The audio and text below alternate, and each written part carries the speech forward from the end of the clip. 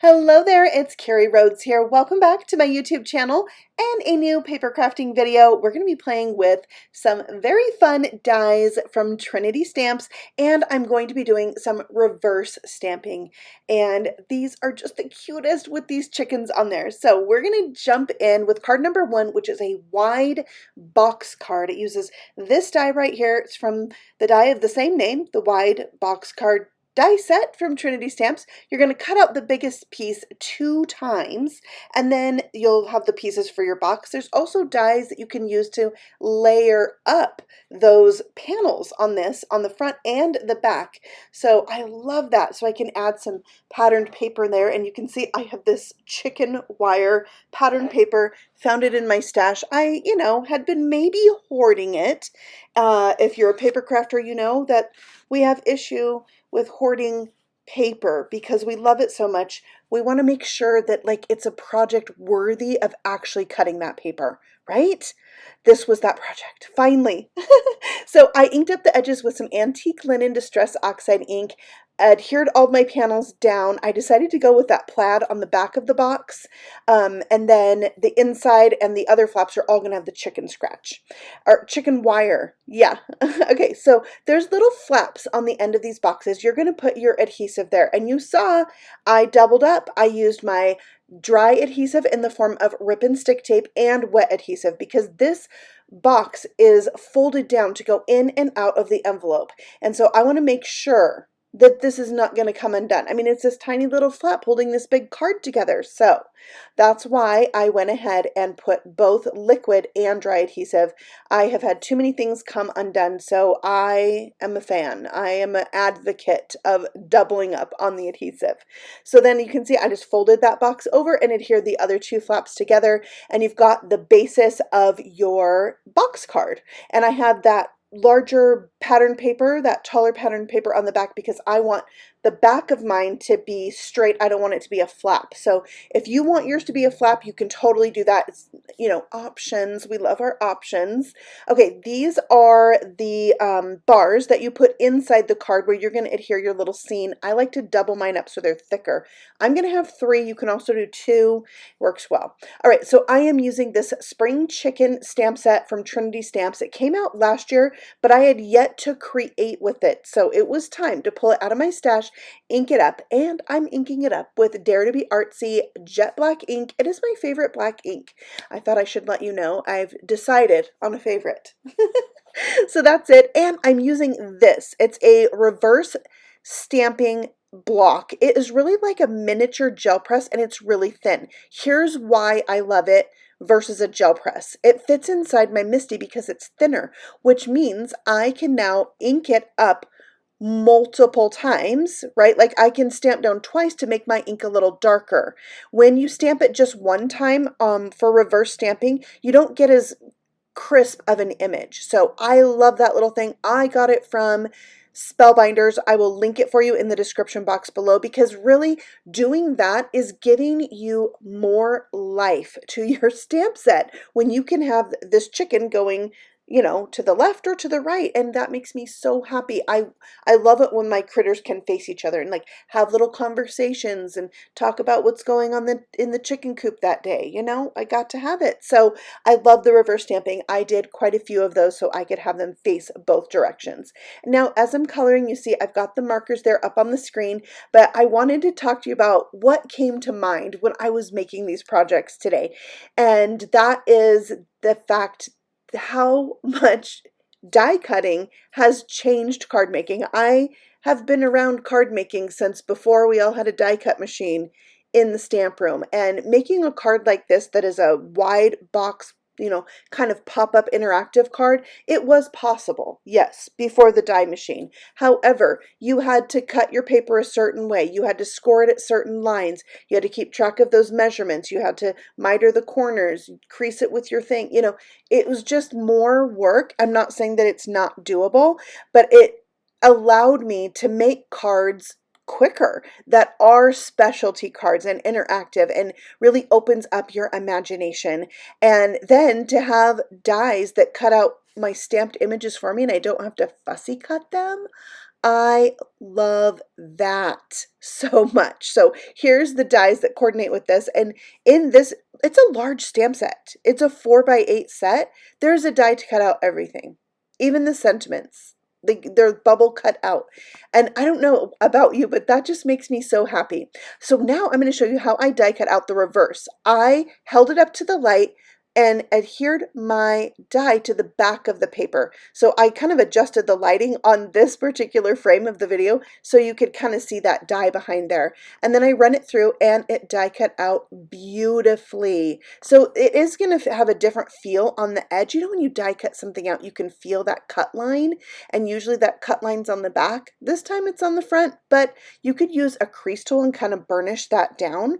But it just makes me so happy that I am able to reverse stamp this easily, die cut it out easily, just by holding it up to the light or a lamp. And I don't know, these are the things that make me happy. They allow me to be more creative, and I love that. And I think it's like a good time to really talk about all of this, because there's been a lot of like copying of people's dies and being sold in different places, and I just think that's a bad business. You know, there's not a lot of integrity in that, and I know how much work and effort stamp companies and designers go to create these dies for us and try to have their own unique spin on them. And so to have somebody that just steals that and puts their name on it and sells it, it's so sad to me.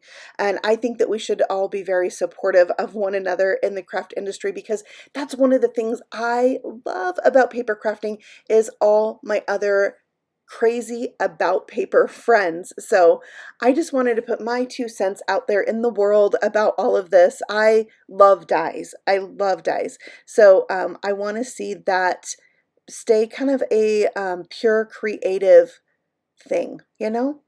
So speaking of tools like dies, tweezers. What did I do before I discovered using tweezers? You know, I'm dropping things everywhere. They're so handy, right? It's all about the tools that make our paper crafting easier, right? Those are the things that bring us joy, and I love that. Okay, so I've put in 2 of the bars there. You've seen me color all my things and stick them down and then add the bars in. Now on my 3rd one, I'm bringing out another die, which I absolutely love. It is this picket fence. And I think the die set is the Great Outdoors, but it has slimline images. Now I know some of you may have like fallen off the Slimline bandwagon. I don't know why. I'm in love with it. I love lots of room. But when you have a slimline die like this one, it allows you to use that image for any size card. I'm all about different size cards. I love making giant cards, the 5x7s or an A9, which is like a piece of cardstock folded in half. I love that. And having this die that's like 9 inches long allows me to use this on any size card. So I love it. Love dies. So the joy of die cutting, that's what today's video is all about. And making this little box card, isn't that going to bring somebody joy? Right? I hope so. This is going to a very special person in my life. Not revealing it because that person does sometimes watch my videos. So not going to say who it's for. Now I am decorating up the flaps on this box. I did a bunch of chickens, a bunch of chicks, and you know, I have the reverse chickens, and it's just fun to stick a little something on each of those flaps, but really you could keep it simple, right? You could just have different pattern papers on all the flaps, and that would be really fun too. So do what you feel inspired to do and just have fun. I think that is what paper crafting is about, is, you know, going where your artistic vibes are taking you on any particular day and really enjoying the process. Okay, so now this stamp set has a ton of punny sentiments. I'm going to put a bunch of them on my project, and even another one on my second project that I'm doing in today's video. So we got happy birthday. Love that. I love when a stamp set has happy birthday or thank you in it and I don't have to like go search for one and the font matches. Love it.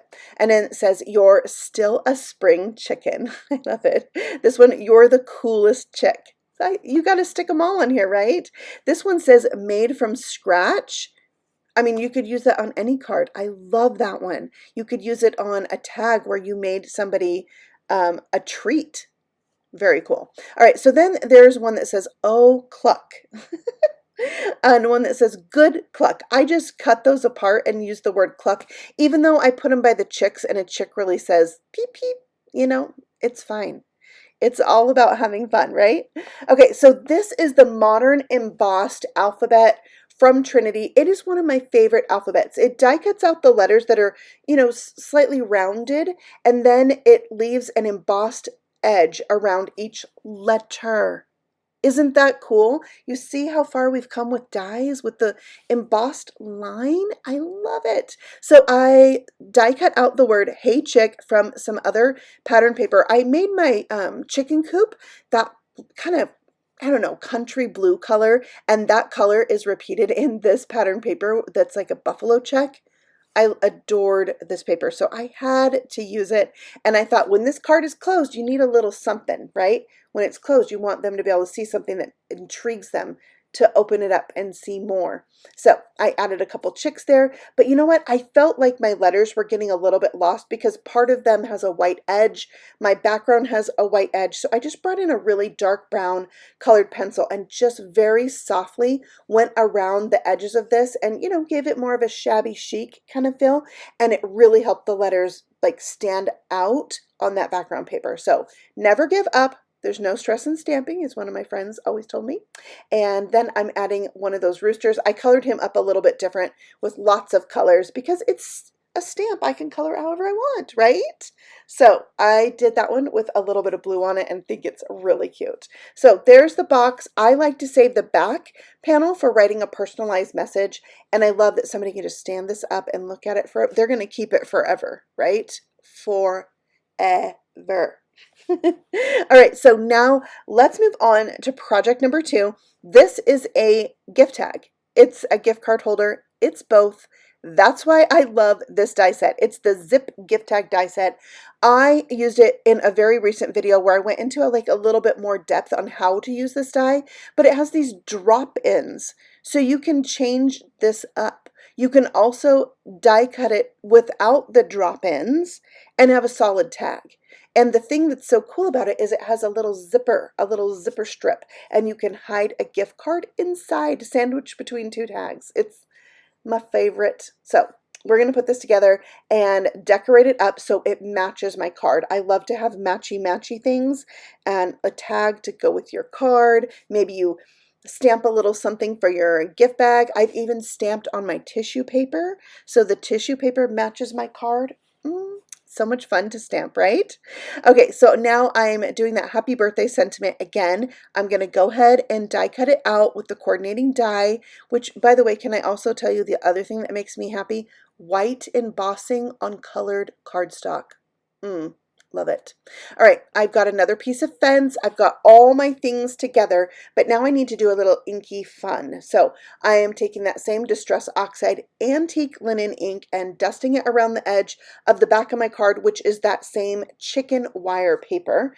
And then I want to put a little colored cardstock behind the word happy. So I'm going to bring in that blue because I had no other blue on this and I really wanted it to coordinate with my card. So behind the word happy, I'm doing that, and then I'm leaving the heart open. Now here is where you want to put the adhesive. On one of the tags, you want to put it all the way around the edge, but leave a little gap of adhesive, leave it adhesive free, because you want that zipper pull to not be stuck down. You want it to be free to grab it and rip it open and pull out the gift tag, right? Okay, so here is some fossilized amber, I believe is the ink color, and I just smushed it down onto an acrylic mat, sprayed it with water, and splattered it onto my card. It's really kind of a tone on tone for the color that I'm using, and I wanted it to be subtle, so that worked great. Now, when I am putting this together, I actually am not taking the adhesive off the very bottom, and that's only because I don't know the exact gift card I'm going to put in here when I give it away. And this might be a good tip for you too if you want to pre-make this and get your gift card later. I have gift cards that I save to you know, create projects with. And then later I put the real gift card in. So, so you could just open this up, slip it in, push it all the way to the top, and then remove that adhesive at the bottom and seal it shut. And that way, the only way your recipient can get it out is by pulling that zipper apart and taking the card out of the top. It's very cool. All right, so now let's decorate all the things. I'm putting that little piece of fence, or a little piece of the fence, at the bottom, saving the rest in the package with the dies so I can use it again later on something else. And then we'll add in some chicks. So I put one in front of the fence, and then I'll put happy, or the birthday part of happy birthday, on the fence. And then my chicken is going to stand there on the Y, and kind of like it's peeking in that little heart window, because that opening, that heart, will give us a little glimpse at the gift card inside. There is an extra die in the gift tag set that will die cut out 3 different sized hearts, and I'm going to use those to embellish my tag as well. And that is like the perfect little touch of additional red on this project. Okay, I found this ribbon in my stash. It's like a brown gingham. There's really not any other brown in my card, but I felt like the gingham was so country and farm-like. I had to use it. I felt like it was the best choice out of the ribbons I have on hand. So that's what I did. And in my scrap drawer of twines, do you have a twine drawer? I have a twine drawer.